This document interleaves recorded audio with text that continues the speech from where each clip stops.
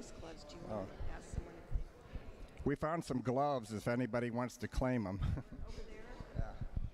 They're very nice leather. Okay. Okay. All right, good morning, everyone. I'm Jim Snow, one of your co-chair for Outreach. The person we have this morning needs no introduction, but Frank is going to talk to us about the Culmore Clinic and the broader ministry that they're doing over there. Culmore Clinic is one of the newest outreach ministries that the church is supporting, and I want to thank Frank for being in that leadership role with that, and to that, I turn it over to you, Frank. Thank you. Thank you. Thank you, Jim. This I think is working. Okay. And that will probably feed back if I don't.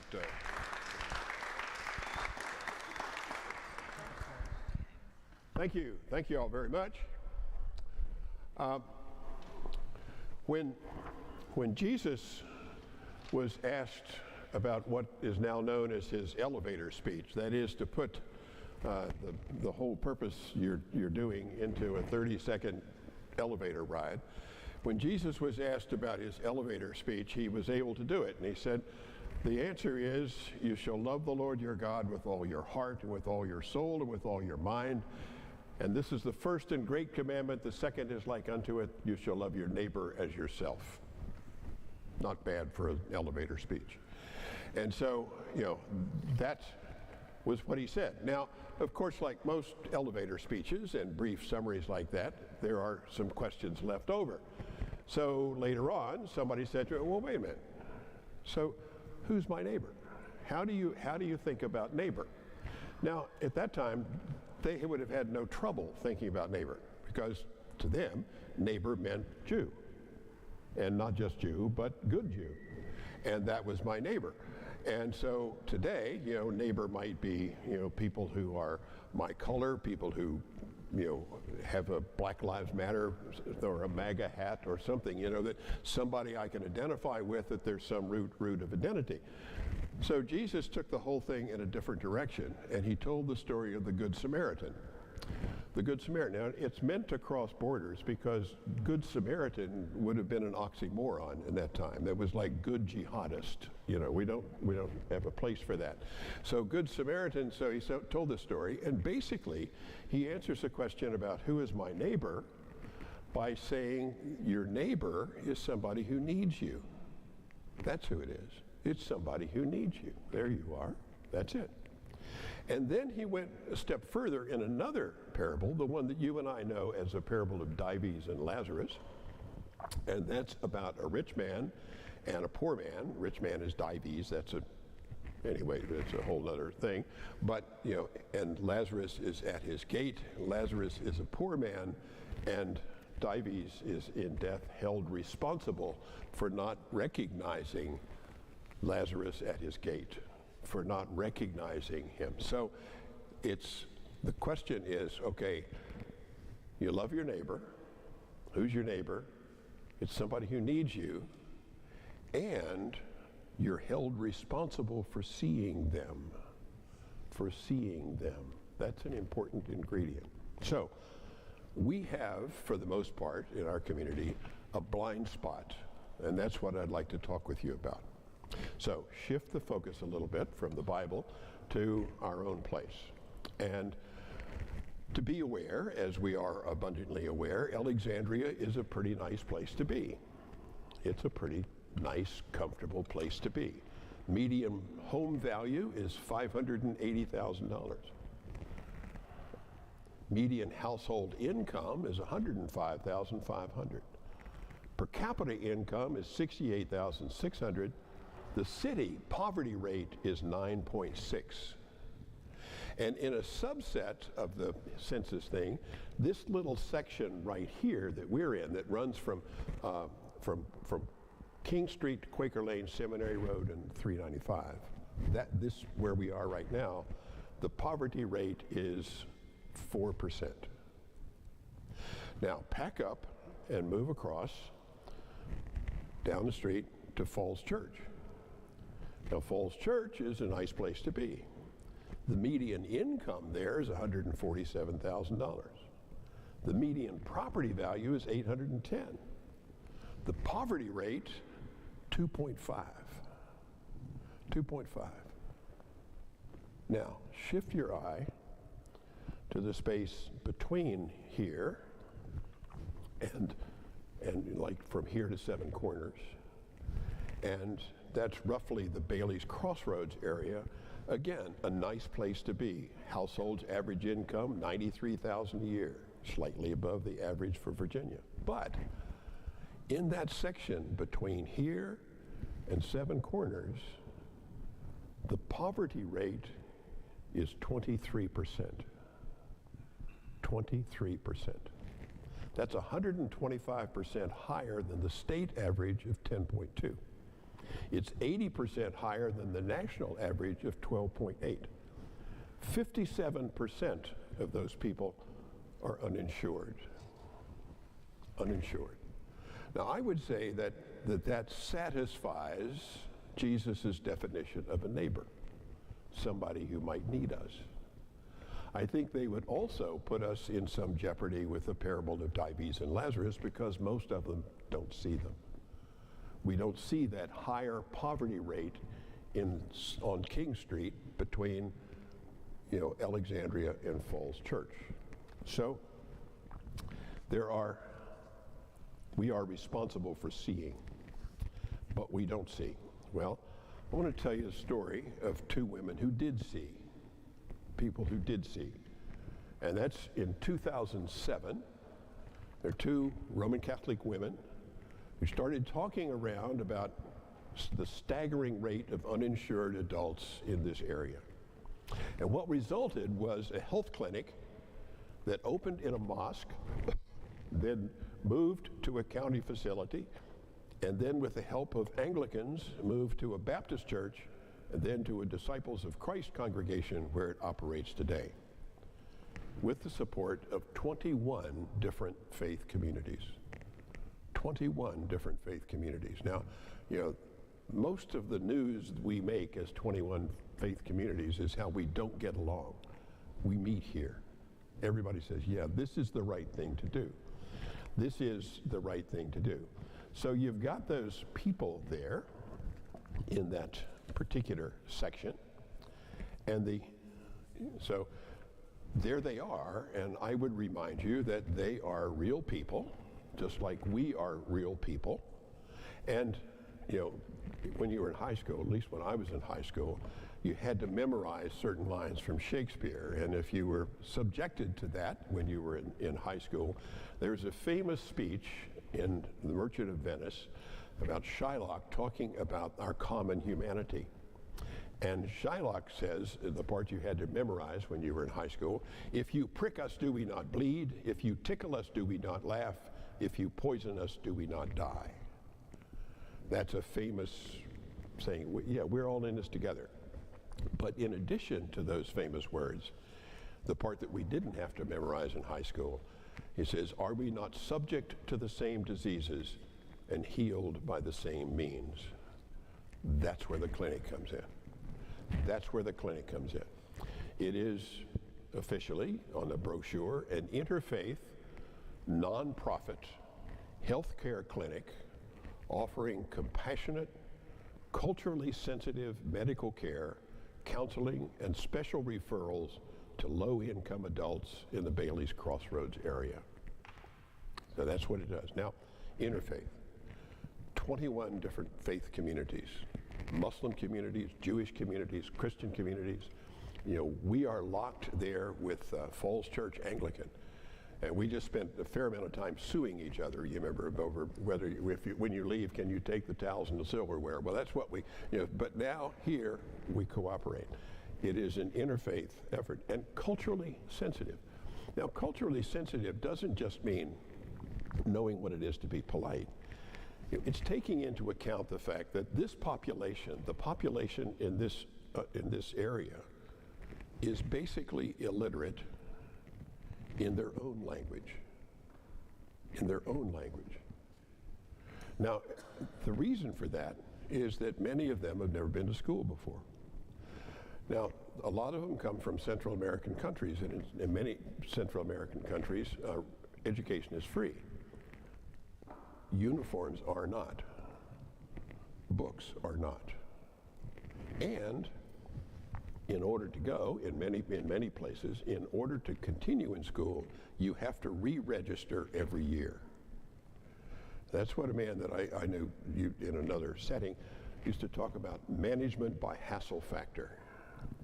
Making it such a hassle to get into school that you keep the population down where you can handle it. So, and not every village has a school anyway. So you got a transportation which is not underwritten either. So there's no place to learn that.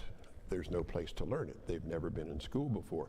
One of the things that we do in this clinic is that we teach people about diabetes, because that's one of the big issues for this population.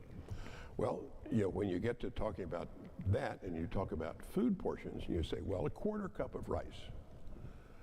What are you going to do with the word like a quarter cup of rice? You don't know what a cup is. And you don't know what a quarter of anything is. How do you do that? And if you're illiterate in your own language, can you imagine somebody telling you, well, you're not feeling well, just go to the emergency room up here at Alexandria Hospital? What a blizzard of nothing that would look like if you walked in there. Where do you go? Who do you talk to? What do you say? Who would know if you said it? If that's your language. So we are culturally sensitive to that fact. These are low-income people. They're not homeless. They're not homeless. They're low income. We work with people who are making less than the $55,000 a year or $4,600 a month for a family of 4. Below $45,000 or $3,700 per month for a family of 2. Now, the average rent for a 900 square foot apartment in Fairfax County is about $2,000 a month. The annual income of our clients is approximately $11,000 a year.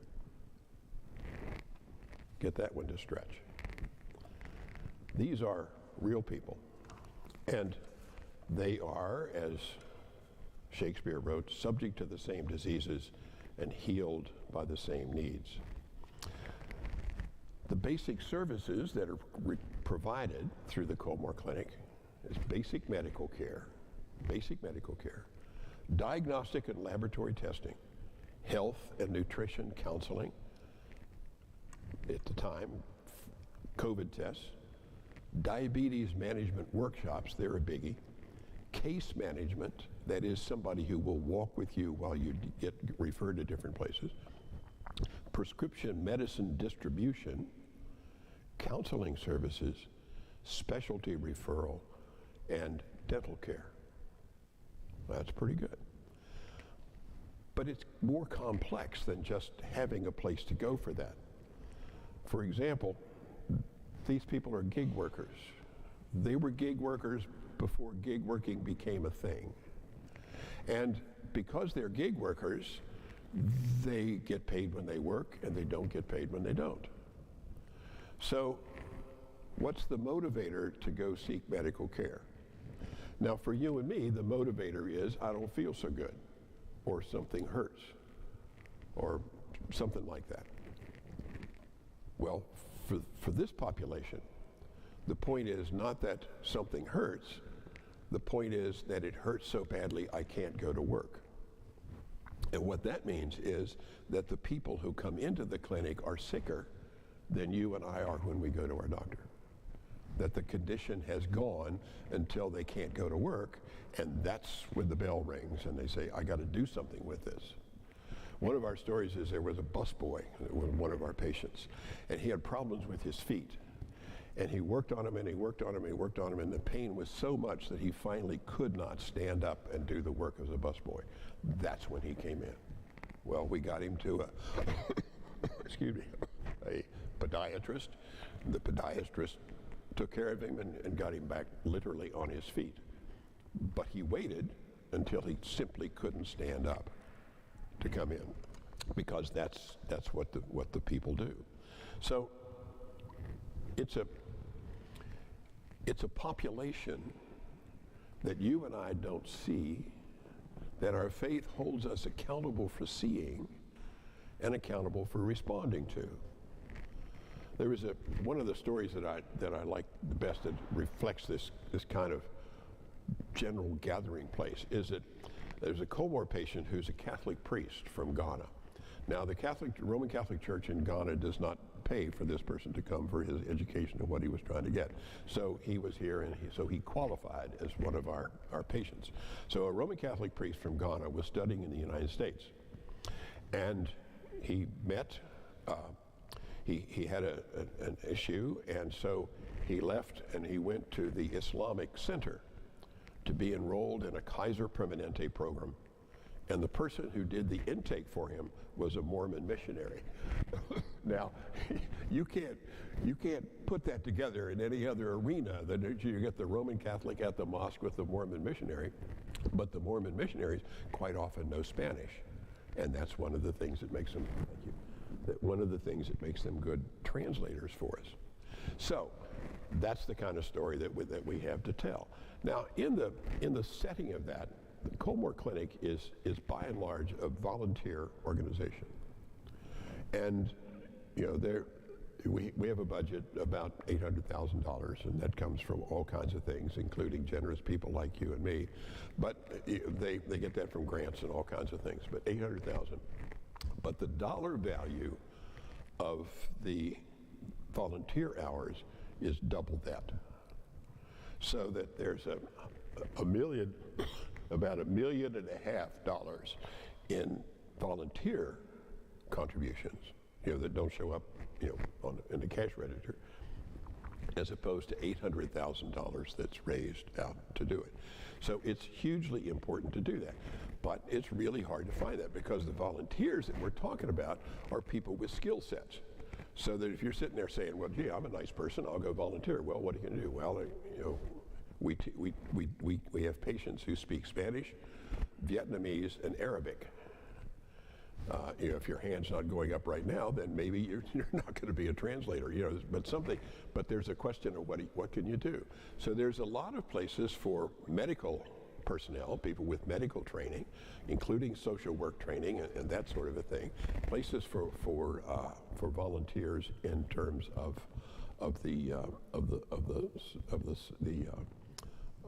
rendering the service to the people. But there is another level of volunteer, which is open, I think, more open to people like you and me, which is that to be a community contact is a great thing. My guess is that most of you never heard of the Culmore Clinic, and and that's okay. I mean, it's been there for 16 years, but it's been it's a good operation, but it's not banner headline. One of the things that we really need is contact in the community. We need a chance to tell the story. So that's one of the things. If you want to be a community contact, you belong to a civic organization, Rotary Lions Club, something like that, or your neighborhood chowder and marching society, or whatever you do. We'd like to tell the story. We'd like to be better known because we're really totally dependent on what we get from the community around us. But as kind of missionaries, and Randy was talking about that, he was speaking up today, as missionaries, that helping people to see that Jesus said we're accountable if we don't see. The story of Dives and Lazarus, the neighbors that need us that we don't see, that's helping us to do that. And it enlivens our whole community if we are more aware of this kind of thing. So I'm going to stop there and introduce it. You got the pamphlet in front of you. I think Amy handed them out. And so if there are any questions, I'll be glad to address them. There is one of our major events where we tell our story and have a good time is a wine tasting event that's coming up on June 24th. I think the Snows are going to go. And anybody else who'd like to go, see me and I'll see that you get one of those VIP tickets to the wine tasting. But the wine tasting, it doesn't cost anything. It's not, you don't have to buy your way into the wine tasting. We are not so dumb that there wouldn't be opportunities for generosity should that occur to you while you're there, but it's not, there's nothing up front about that. So let me see if there are any questions about that. If not, we can go. Yep, Frank, Laura? did you say it's now in the Disciples of Christ Church community? The Church of Christ community. It's on King Street, Okay. and it's As you go out King Street towards Seven Corners, it's on the left, and the Christian church on the left, there's Everton Weekly Funeral Home, and then right after that, as you're going towards Seven Corners, it's right there. It's in the lower level. They've been very generous about that, and we're using their space, and one of the things that they are doing is that they are involved in developing a subsidized housing program at their church, some of the land that they have back there. And the idea is that Culmore Clinic will move in, will have permanent space in that facility. But right now we're meeting in Sunday school rooms, and the Sunday school rooms are ours totally. So they're not, they're set up and they're fixed up for us, and they're very, very adequate places. I first heard about Culmore Clinic when we were in a Baptist church down in the Culmore section, and what we would do from Goodwin House is go when they finished on like Thursday or whatever days they did it. When they finished on Thursday, we would go and take everything apart so that they could have Sunday school on Sunday. And that's really hard to make an effective medical clinic in that kind of excuse me, that kind of atmosphere. But that's where it is now, right out there. Yes, ma'am. Did I hear you say that you only serve adults? Yes, ma'am. So what happens if I come in with, I'm sick and I have a sick child? What do you make? Well, yes, we do make referrals. It's just that we don't have pediatricians in our community. I mean, so if it's something we can do, sure, but it's not. It is for adults, and so if you come in with your sick child, we can help you make referrals, and that's one of the things we do, because that's a real problem. Is that for other people? Oh, the question was, is it only for adults? Thank you, Amy. I didn't think of that. Is it only for adults? If I come in with a sick child, what will you do? Well, the thing is, we'll try to refer you to someplace else.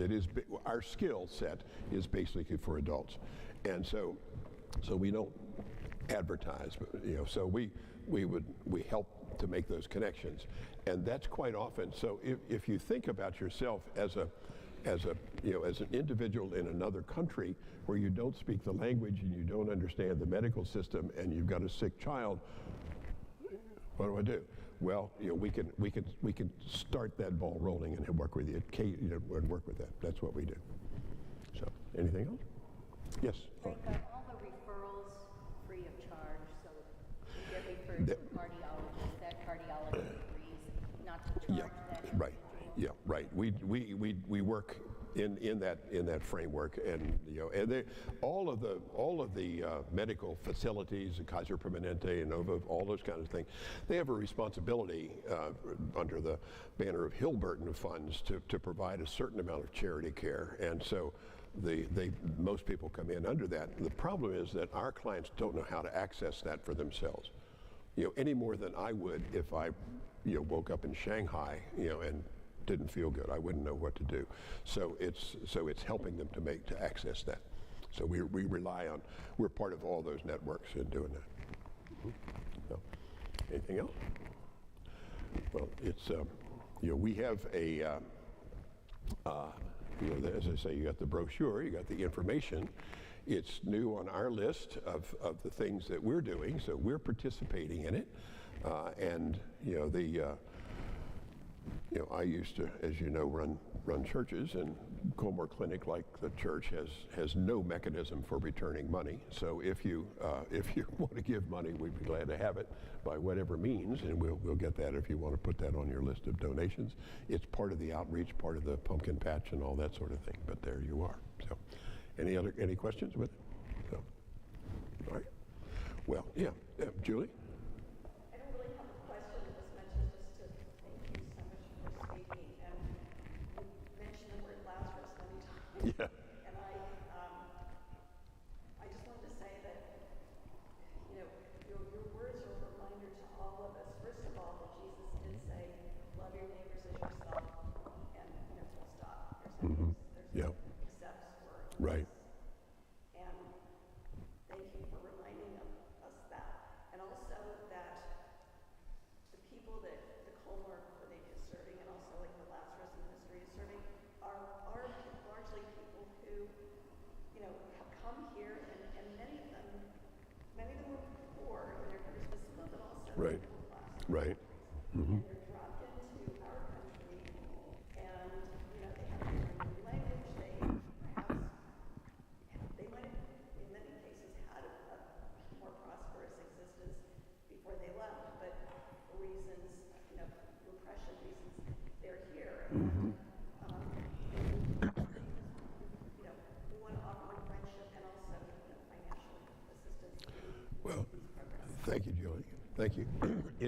I think that this is a thing that that we have to deal with as Americans. You know, because one of the things that I'm aware of, you know, I mean, we prayed today about our southern border. I mean, that's a real issue. How do we do that? And it's very complicated, and I don't pretend to have any answers.